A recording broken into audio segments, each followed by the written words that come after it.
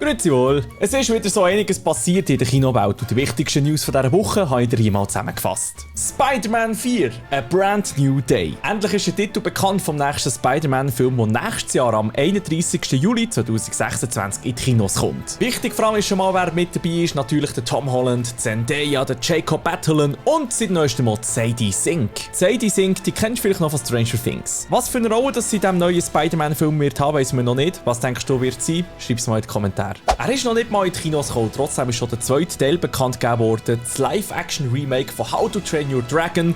Am 11. Juni 2027 gibt es da How to Train Your Dragon 2. Die Hauptdarsteller und der Regisseur bleiben die gleichen für den zweiten Teil, aber zuerst kommt jetzt mal der erste Teil in die Kinos. Was denkst du? Wie wird er? Ich freue mich auf jeden Fall drauf. Es ist wahrscheinlich schon jetzt der Flop vom Jahr, der Disney-Remake von Schneewittchen. Bis jetzt hat der Film weltweit nur rund 145 Millionen Dollar eingespielt. Damit der Film aber rentiert, müssen es mindestens 500 Millionen Dollar sein. Hast du den Live-Action-Remake von Schneewittchen gesehen? Dann schreib doch mal in die Kommentare rein, wie du ihn gefunden hast. Wenn dir das Format gefallen hat, dann vergiss auf jeden Fall nicht zu abonnieren und wir sehen uns beim nächsten Mal wieder.